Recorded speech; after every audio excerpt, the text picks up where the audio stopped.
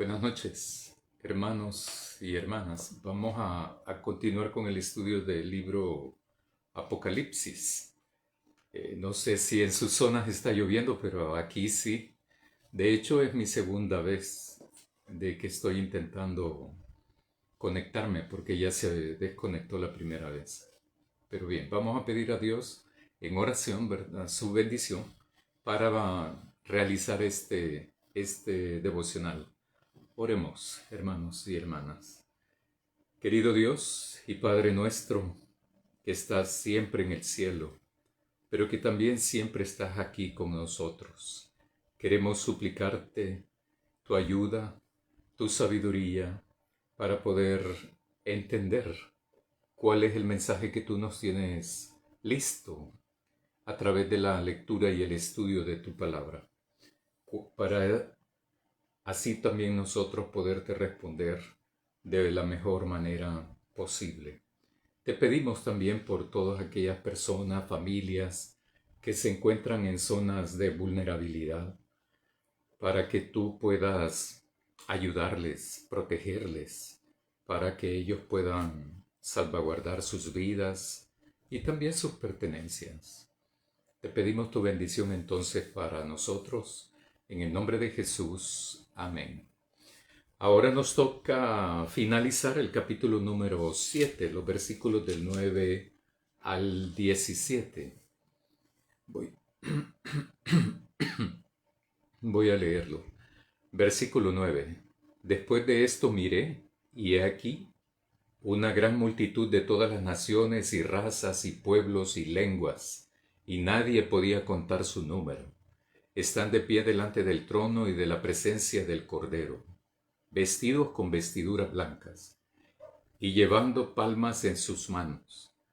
Aclaman a gran voz diciendo: la salvación pertenece a nuestro Dios, que está sentado sobre el trono y al Cordero. Todos los ángeles que estaban de pie alrededor del trono, y de los ancianos, y de los 4 seres vivientes, se postraron sobre sus rostros delante del trono, y adoraron a Dios diciendo: Amén. La bendición y la gloria, y la sabiduría, y la acción de gracia, y la honra, y el poder, y la fortaleza sean a nuestro Dios por los siglos de los siglos. Amén. Uno de los ancianos me preguntó diciendo: estos que están vestidos con vestiduras blancas, ¿quiénes son y de dónde han venido? Y yo le dije: Señor mío, tú lo sabes. Y él me dijo: estos son los que vienen de la gran tribulación. Han lavado sus vestidos y los han emblanquecido en la sangre del Cordero.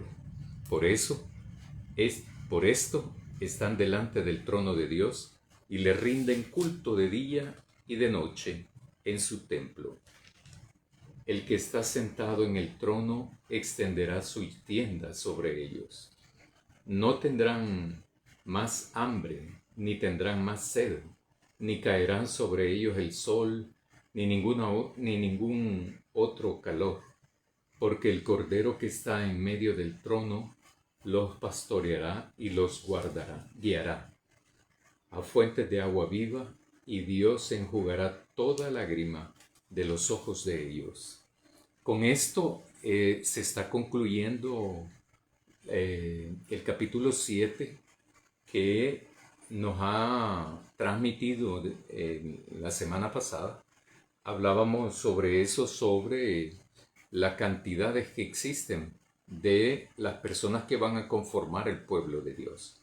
Unos comentaristas propone de que lo que se refirió en los versículos del 1 al 8 es probable que se refiera a todas las personas que van a conformar el pueblo de Dios antes de la venida de Jesús. Y que todos los números que aparecen ahí no es necesariamente una cuestión, un dato que se refiera a las 12 tribus exactamente o apropiadamente dicho, sino que se hace alusión al pueblo de Dios. La cantidad son 12 tribus, 12,000 de cada tribu, Y eso hace una multiplicación de 144,000.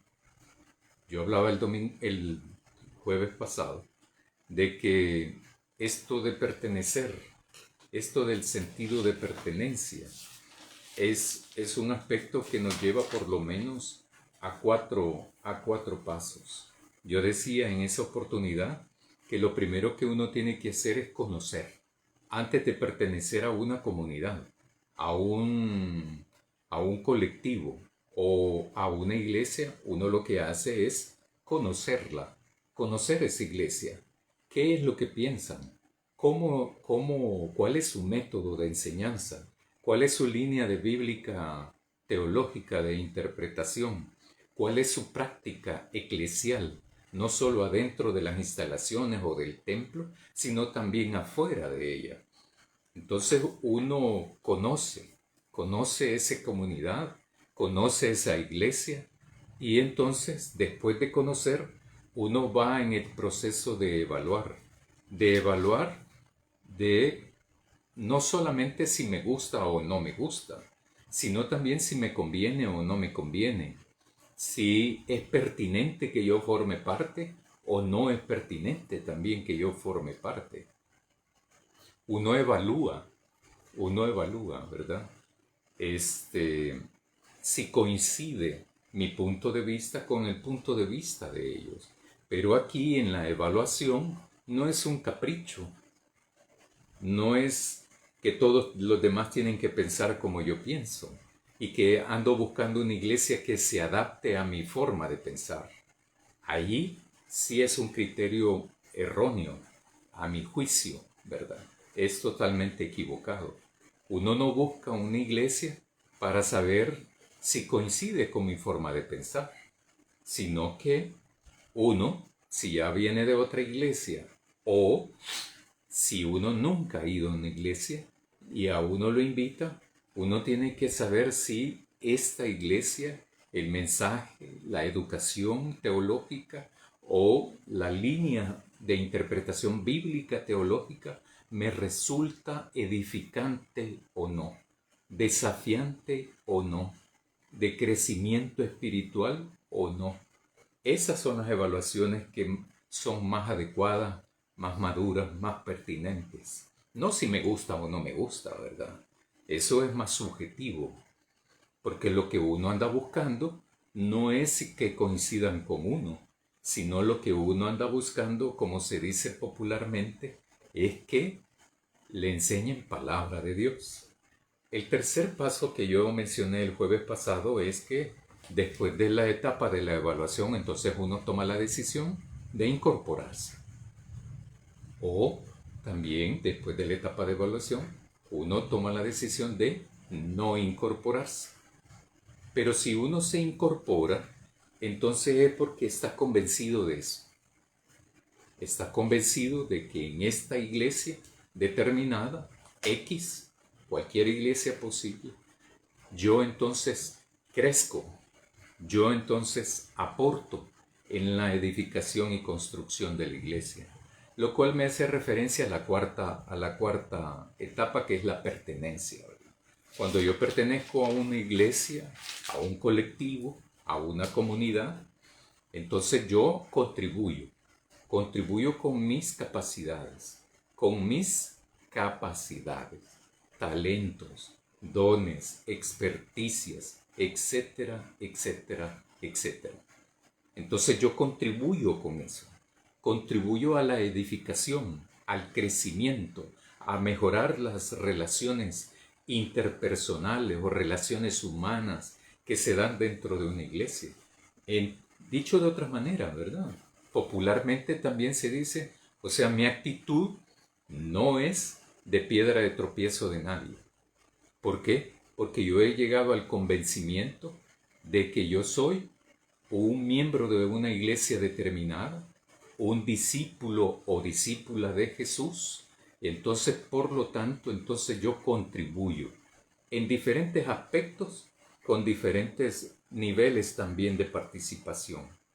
Por eso, ya vamos a entrar en eso también, cuando se dé el momento de formar parte de las comisiones, Todos y todas los miembros de la iglesia están invitados a formar parte de las diferentes comisiones.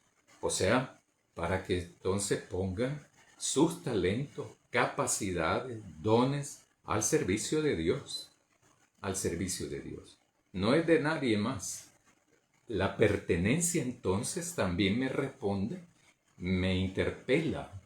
Al pertenecer yo a una iglesia, al pertenecer a un colectivo, a una comunidad determinada, eso de formar parte de una iglesia me da plenos derechos, pero también plenas responsabilidades. Y por lo tanto, yo me convierto en un integrante de ese cuerpo que llamamos iglesia.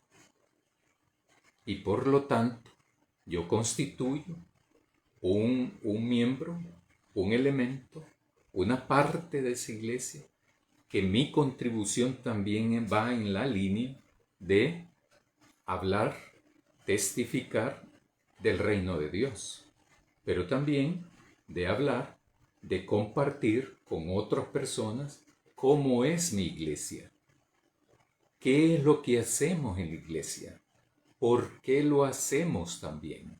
Y por lo tanto entonces nosotros nos convertimos como miembros plenos en reproductores de toda la mística, la espiritualidad de una iglesia determinada.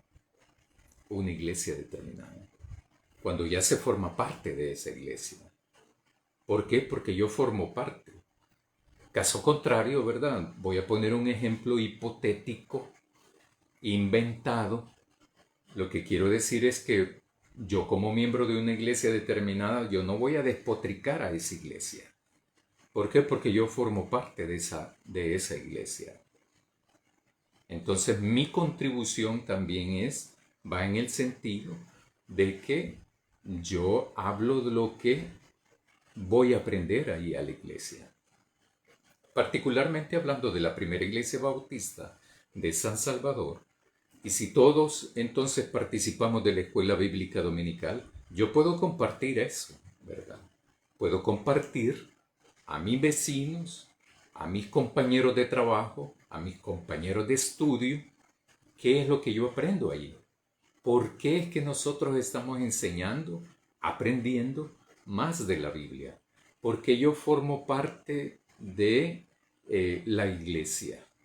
Entonces yo puedo compartir con todas las personas que yo estoy en contacto, yo puedo compartir por qué alabamos de una manera determinada, particular, específica. Ah, pero no se parece a la otra iglesia. Sí, por eso es que yo no estoy allá, porque no se parece a esa. Yo formo parte de lo que está acá. Entonces yo eso es lo que comparto. Compartir nuestra espiritualidad, nuestra enseñanza, pero también compartimos lo que aprendemos en la iglesia. Hay varios espacios en donde uno puede ir aprendiendo y que la iglesia tiene esa propuesta. Uno de ellos es el día martes, el día jueves, el día miércoles, el día domingo. Y en el día domingo hay diferentes espacios también en la escuela bíblica dominical, iglesia infantil y la celebración también litúrgica o dominical. Hay diferentes espacios para hacerlo. Hay diferentes espacios para poder aprender de la palabra de Dios. Diferentes edades, diferentes temáticas y por lo tanto hay espacios donde aprender. Eso que uno aprende es lo que comparte con las amistades, compañeros de trabajo, familiares, vecinos, etcétera, etcétera, hasta desconocidos. También uno puede hacer eso.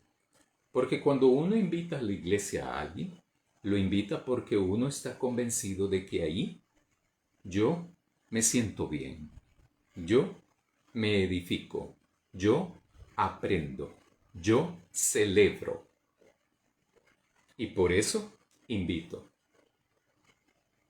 Eso es pertenecer. Dicho de una manera, lo que acabo de hacer es solamente una pequeña parte de la tarea y la responsabilidad que todo miembro del pueblo de Dios debe de realizar al hablar del reino de Dios. Lo de la iglesia es chiquitito comparado con el reino de Dios. Este texto de todo el capítulo 7 está hablando de la gente, de los hombres y mujeres de diferentes edades que forman parte del reino de Dios. Y aquí estamos frente a una liturgia que va creciendo y creciendo cada vez más. Vamos avanzando en el libro. Se va diversificando la celebración litúrgica, se van incorporando nuevas, voy a decir así, ¿verdad?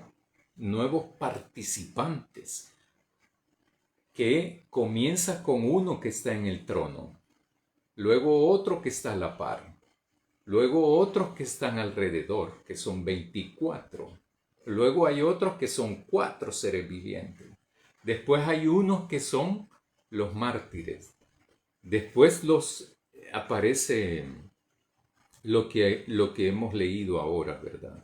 A partir del versículo 9. Entonces dice Juan, el de Patmos: después de esto miré, y he aquí una gran multitud de todas las naciones, razas o etnias, pueblos, lenguas, que nadie podía contar su número. Eso hace quebrar aquella interpretación de que no, solo quienes van a formar los... No dicen así, ¿verdad? Lo que dicen tradicionalmente, hay una línea teológica que dice, los únicos salvos son 144,000, ¿verdad? No. Hay todo, y que solo son del pueblo de Israel. Hay otra línea de interpretación. Tampoco. ¿Que del pueblo de Israel se van a salvar? Sí, indudablemente. Pero también de El Salvador, Honduras, Guatemala, Costa Rica, Panamá, Belice, etcétera, etcétera, etcétera. Porque esta cuestión del reino de Dios no es cuestión geográfica ni de etnia. Es para todo el mundo. Es para toda aquella persona que tome la decisión de aceptar a Jesús como Señor y Salvador. Y luego ser una persona que hace la voluntad de Dios. Ahí estuvo. Entonces, es una multitud que nadie puede contar. Nadie puede contar. Entonces, dice, sigo leyendo, están de pie estos celebrantes porque no están en una actitud de derrota, ni de llorar, ni de sufrimiento, ni de dolor. Aquí no. En otras partes sí se ha visto eso, o vamos a verlas también más adelante, pero aquí no. Por ejemplo, en el capítulo 6 yo hablaba de eso, del quinto sello de los mártires, ¿verdad? Eso no fue nada alegre, nada feliz, ¿verdad? Fueron asesinatos por la fe. Asesinatos.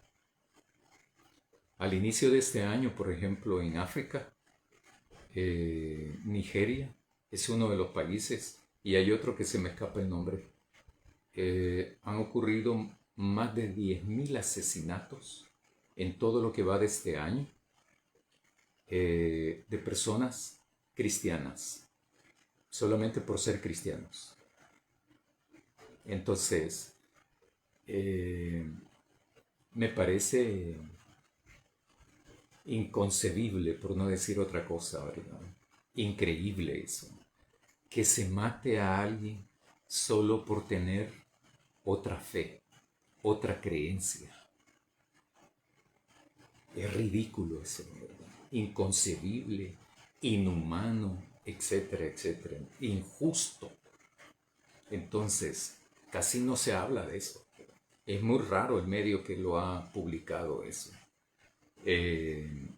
Más de 10,000 asesinatos. masacres, se han quemado las iglesias católicas, cristianas, católicas y protestantes también. Entonces, la gente que llega de todas las naciones, están de pie delante del trono y en la presencia del Cordero. O sea, están en la presencia de Dios, que es el que está en el trono, y a la par el Cordero, vestidos con vestiduras blancas y llevando palmas en sus manos. Aclaman a gran voz diciendo: la salvación pertenece a nuestro Dios, que está sentado sobre el trono y el Cordero. Estos sí saben, ¿verdad? Estos sí saben eso. Y por eso celebran de esa manera. Jubilosos, alegres. Esto es una fiesta, ¿verdad? Ahora quiero volver a algo que he venido repitiendo. Solo hay que recordar y no hay que olvidar el contexto de las personas que van a leer y las personas que van a escuchar este mensaje en esa época, que no era fácil, porque ya he hablado bastante de eso, ¿verdad? Era una situación crítica, que lo crítico a veces se ponía con mayor intensidad y luego habían periodos en la historia más tranquilos, ¿verdad? Pero padecían una serie de arbitrariedades, de injusticias, etcétera, etcétera. Sin embargo, la visión lo que plantea es que estos celebrantes, por una parte, conocen a Dios, conocen al Cordero, y también son personas que celebran en la presencia de Dios, en la presencia del Cordero. Son celebrantes. Y por lo tanto, alegres. Todos los ángeles que estaban de pie alrededor del trono, y de los ancianos, y de los 4 seres vivientes, se postraron sobre su rostro delante del trono, y adoraron a Dios, diciendo: amén. Entonces, comienza con estos que llegan con ropa blanca, y que llegan en júbilo, en adoración, en alabanza a Dios y al Cordero. Y luego todos los demás que han sido descritos por Juan, el de Patmos, el escritor, los ha ido mencionando poco a poco. Ahora están ahí siempre presentes, porque lo voy a decir de esta manera solo para fines de explicarlo. Es como todo un escenario, y hay participantes que van incorporándose siempre. Y si se fijan, en lugar de ir disminuyendo, va creciendo el número de participantes. Pero los participantes tienen una situación, una característica común, y que es de alegría, porque incluso los mártires, aparece allí cuando le hacen el petitorio a Dios, los mártires, ¿verdad? ¿Hasta cuándo vas a vengar nuestra sangre y vas a hacer justicia? Entonces, ahí dice que se les coloca la ropa blanca, ¿verdad? Y estos también andan así. También estos mártires forman parte del pueblo de Dios, indudablemente. Aquí uno puede inferir de que estos otros no son mártires, ¿verdad? Posiblemente no lo sean, o haya uno que otro mártir también. Pero lo que sí se puede deducir interpretar es que si llegan en una actitud de alabanza, de adoración, alabanza, y conocen a Dios. A mí eso me llama mucho la atención, por cuanto dice: La salvación pertenece a Dios. O sea, saben, no, si precisamente por eso están ahí, porque conocieron a Dios en vida. Si llamamos a esto, me refiero a una vida como esta, porque hay que acordarse que esto es una visión que está teniendo Juan, el de Patmos, a través de Jesús, ¿verdad? Que le ha transmitido la revelación. Y es así, entonces, donde se van incorporando. ¿Cuántos hay? No hay que perderse en eso, ¿verdad? Eso es una pérdida de tiempo, meternos en eso. Saber quiénes se van a salvar, nadie nos ha mandado a hacer eso. Nadie nos ha mandado a saber eso. O sea, lo único que tengo que hacer yo es saber si yo soy salvo o no soy salvo. Hoy tengo que saber eso. Ayer tuve que saber eso. Mañana tengo que saber eso. Esa certeza hay que tenerla, pues, ¿verdad? Ya sea que tenga una semana de ser bautizado o 60 años de ser bautizado, 80 años de ser bautizado. Esa certeza debemos de tenerla, ¿no? Y a eso me refiero eso de pertenecer, pues. O sea, ¿pertenezco al pueblo de Dios o no pertenezco al pueblo de Dios? O, por ejemplo, si alguien me preguntara, ¿y usted pertenece a la primera iglesia bautista de San Salvador? Fíjense que no estoy seguro. Entonces, si uno no está seguro de pertenecer a una iglesia, mucho menos va a estar seguro de pertenecer al pueblo de Dios. Entonces, estos celebrantes con vestiduras blancas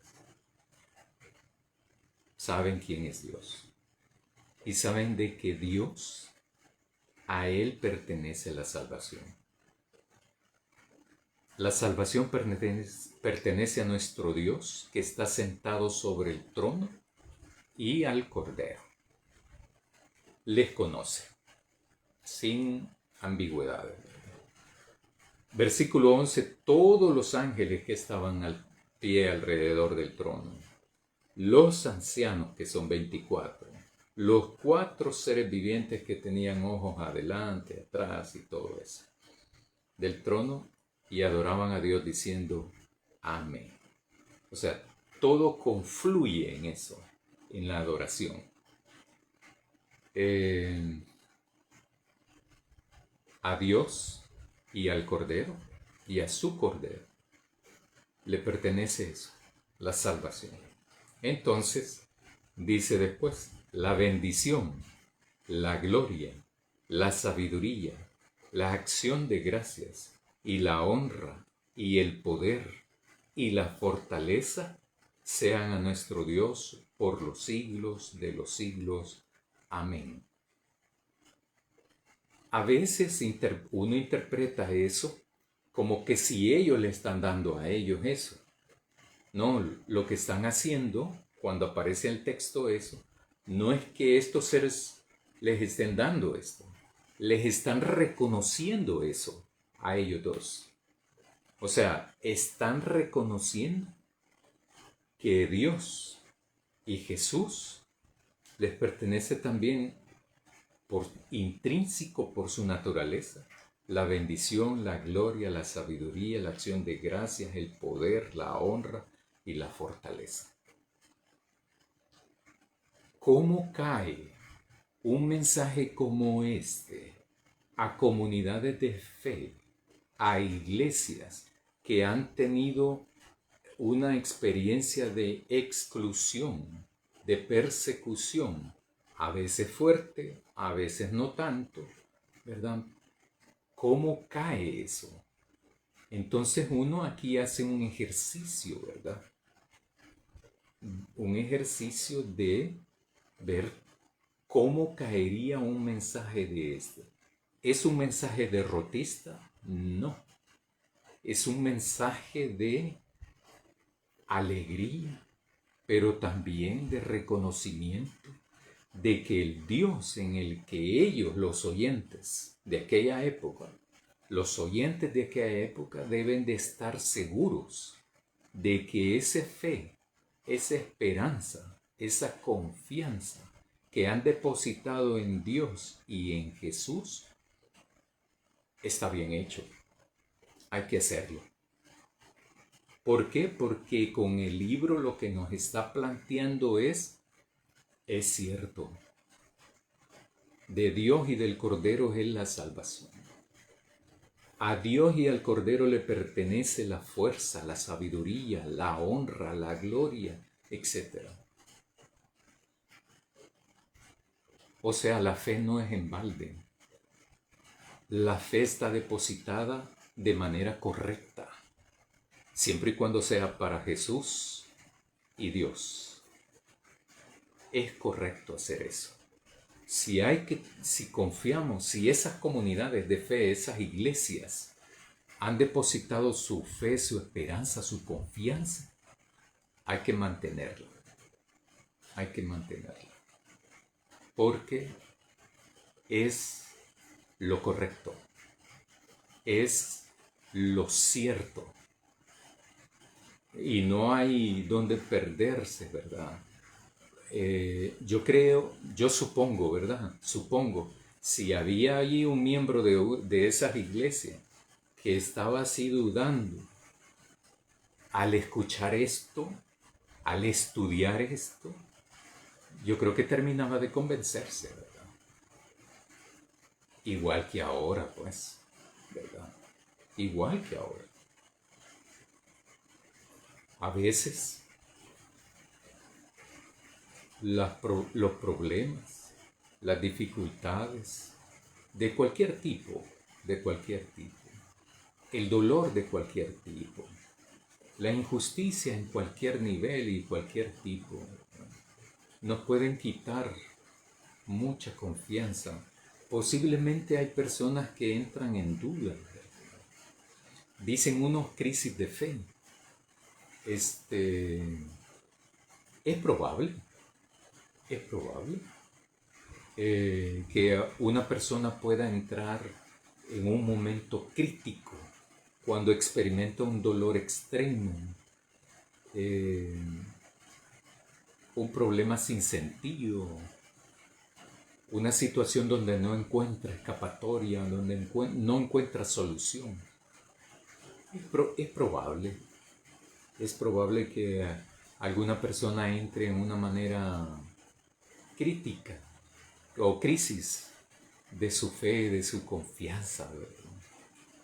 Pero al estudiar entonces esto, al estudiar cualquier texto de la Biblia, y particularmente esto que estamos estudiando, yo creo que termina de convencerse, ¿verdad? ¿Por qué? ¿Por qué? Porque le creyeron, le tomaron la palabra, las comunidades y las iglesias de aquella época. ¿Y por qué digo yo eso? Porque aquí estamos nosotros. Por eso. Porque mantuvieron su fe. Resistieron. El resistir no solo es aguantar el golpe, ¿verdad? Sino buscar alternativas. Buscar también un asidero donde afianzar también mi fe y que maje con la palabra de Dios, pues. Porque uno no tiene que afianzar la fe en un fulano o una fulana, ¿verdad? Sino a quien corresponde. ¿Y en quién corresponde? En Dios, en Jesús. Allí corresponde. Si uno tiene su fe allí, está en lo correcto, pues. ¿Quién lo va a mover de ahí? Nadie. Nadie. Entonces, yo creo que las dificultades y este tipo de cosas, puede ser que algunas personas lo hagan tambalear su fe. No.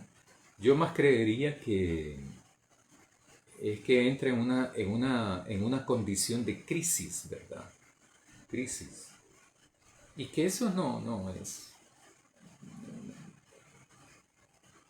¿cómo decirlo? Es lógico. Entonces, claro, uno no va a entrar de crisis en crisis en cada mes, tampoco. Entonces, pero cuando uno experimenta cosas así, no, ¿verdad? Uno cuando sale de ahí, de esa crisis, eh, tiene mayor claridad, mayor certeza y también mayor orientación.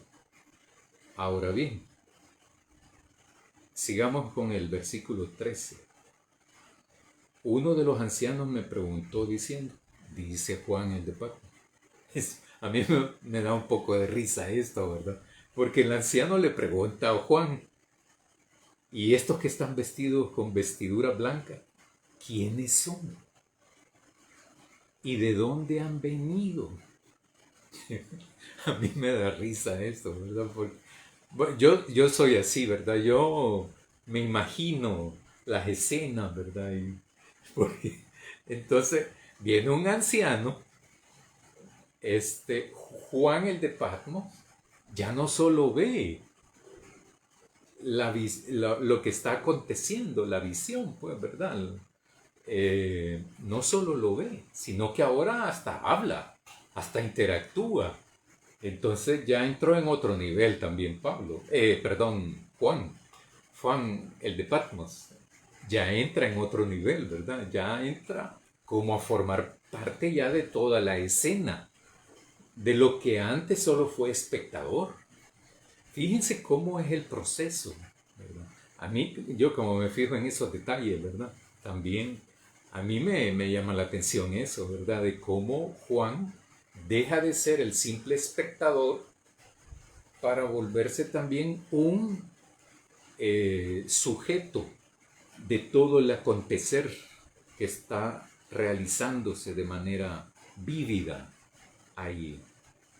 Entonces este anciano se le acerca, dice Juan, y le pregunta, ¿y estos que vienen con vestiduras blancas, quiénes son y de dónde vienen? Y entonces Juan le responde, ¿verdad? Y yo le dije, ay, Señor mío, tú lo sabes.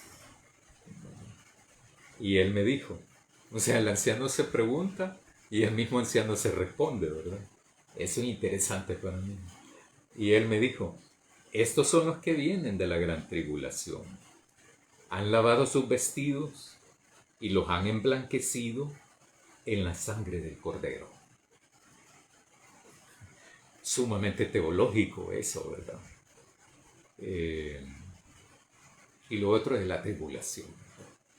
Yo sé que hay toda una teología de esto, ¿verdad? Hay todo un planteamiento de esto, que se utilizan textos de aquí, de allá, que no lo voy a mencionar, ¿verdad? Y por aquí y allá.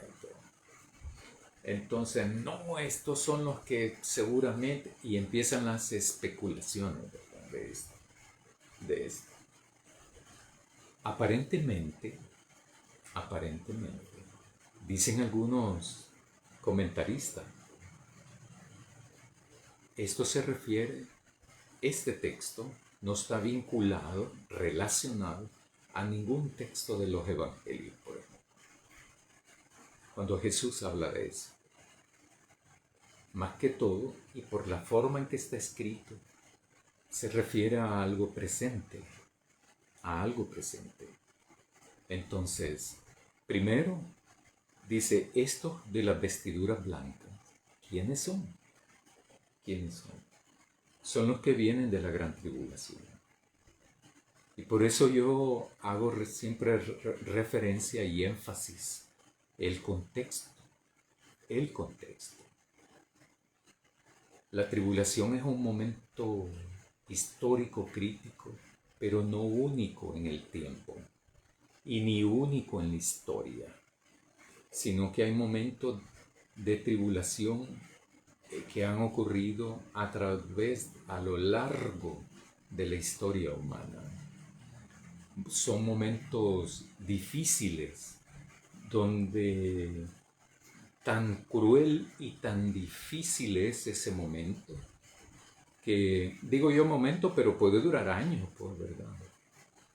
Que requiere de mantener la fe en Dios, la esperanza en Dios, y la confianza en Dios. No es algo fácil, no es algo liviano, ni trivial tampoco, ¿verdad? Es que estos son los que no fueron raptados o algo. No, no, no, no. Esto no se refiere a eso según los planteamientos de ellos, sino que se refiere, y por eso también, al inicio y después en cada uno de los devocionales que hemos tenido, el número de ahora es 13, ¿va? Entonces, es que hago énfasis en el contexto, porque la situación es difícil. Hubo momentos difíciles que han afrontado las comunidades cristianas, las iglesias cristianas, ¿verdad? Entonces, las ropas blancas han sido emblanquecidas, limpiadas, emblanquecidas con la sangre del Cordero, ¿verdad? Eso es lo que plantea. Lo que he mencionado también es que el color blanco significa victoria también. Son los que vencieron la tribulación. Pero si se fijan, aquí estos son los que vienen de la gran tribulación, son los que atravesaron la tribulación, experimentaron lo difícil, lo cruel, lo difícil, lo difícil, ¿verdad? De la vida, de la existencia. Entonces, pero a pesar de ser difícil, resistieron en su fe, su esperanza y su confianza en Dios y el Cordero. Y entonces, lo que hemos visto, hemos leído anteriormente, es que estos que pasaron por ahí se encuentran jubilosos. Jubilosos, creo yo que es la palabra más apropiada. O sea, una alegría permanente extrema, extrema. Entonces, dice, por esto están delante del trono de Dios. ¿Por qué? Porque vienen de la gran tribulación y han lavado sus vestidos, los han emblanquecido en la sangre del Cordero. Por eso decía Dietrich Bonhoeffer, un teólogo y pastor alemán de la Iglesia Confesante, se llama, en Alemania, que fue capturado por los nazis y asesinado por los nazis. Bonhoeffer es un mártir, ¿verdad? Él enseñaba en un seminario clandestino a estudiantes de teología que iban a estudiar de manera clandestina también. Si quieren ver una película de él, está una que ya tiene varios años que se llama El Precio de la Gracia, creo. Y el año pasado salió otra.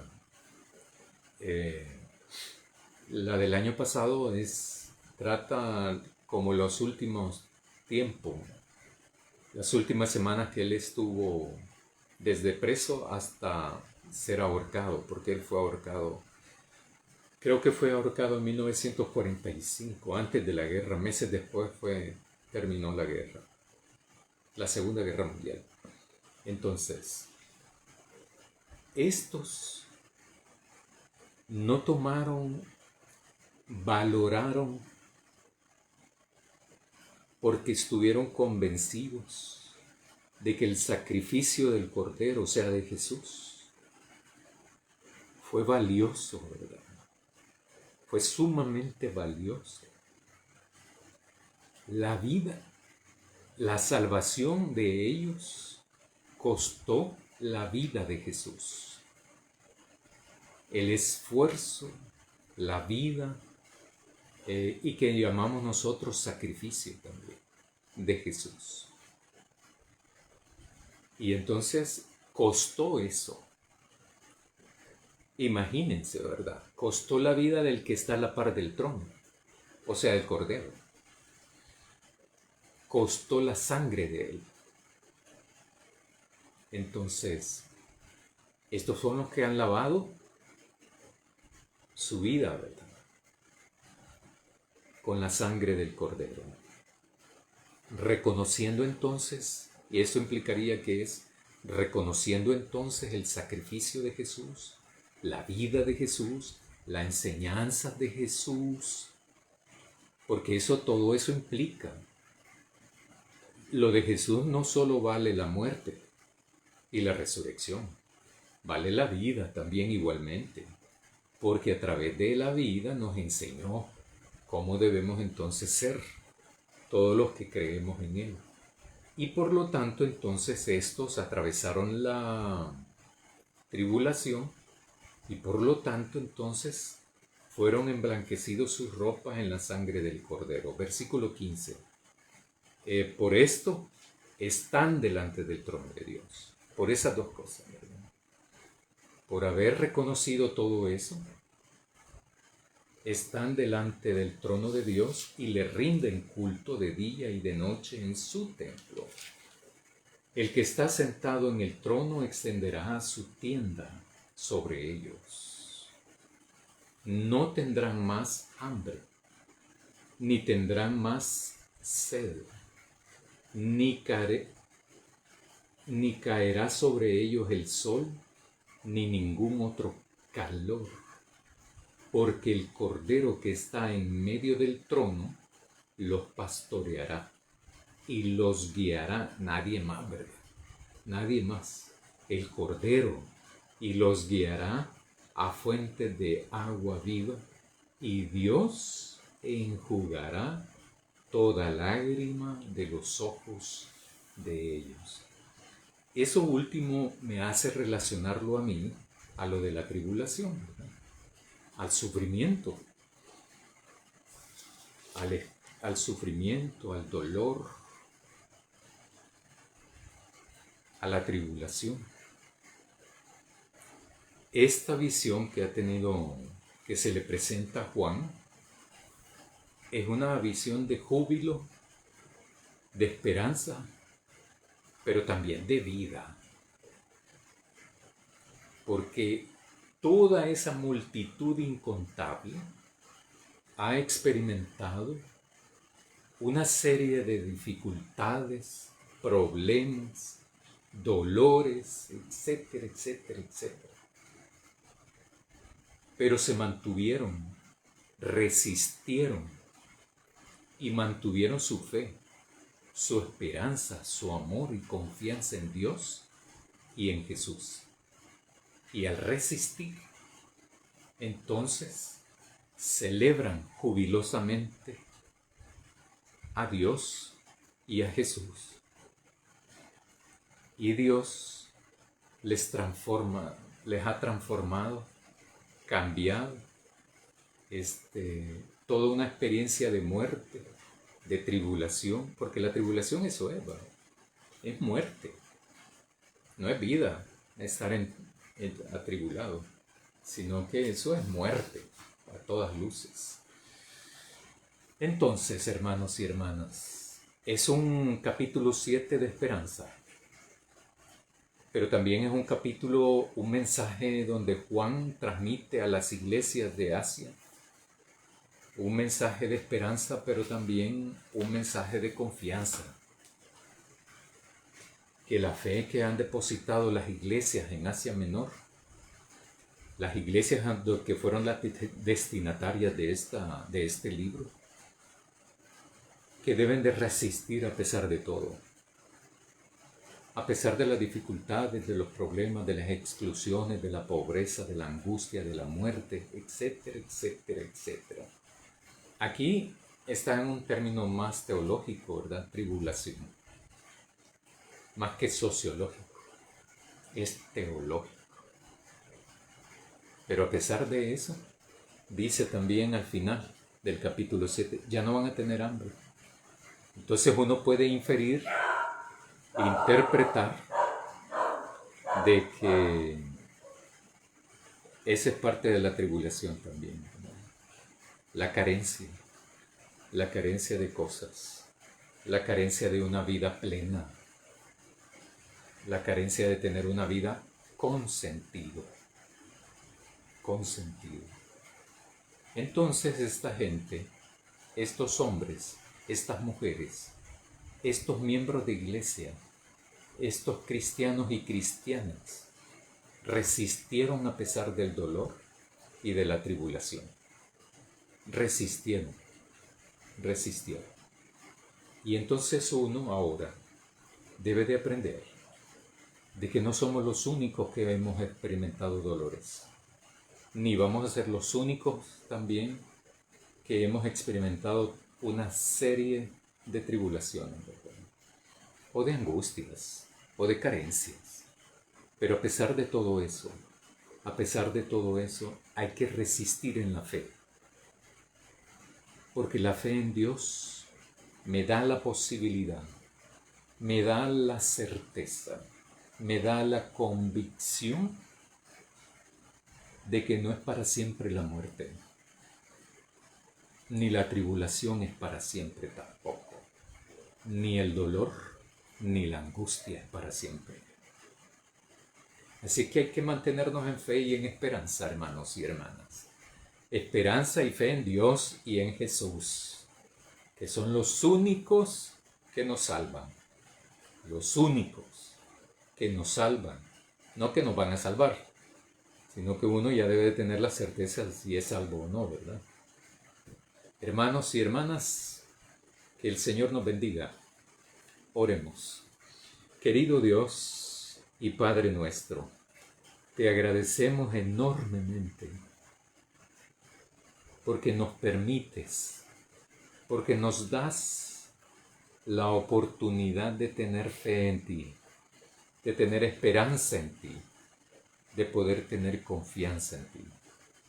Ayúdanos a seguirla teniendo. Ayúdanos a resistir cualquier dolor, cualquier angustia, cualquier tribulación, porque la podemos resistir con la fe puesta en ti, Padre que estás en los cielos, y que estás siempre acompañándonos para fortalecernos, pero también para animarnos a ser testigos, miembros de tu reino. En el nombre de Jesús. Amén. Buenas noches, hermanos y hermanas.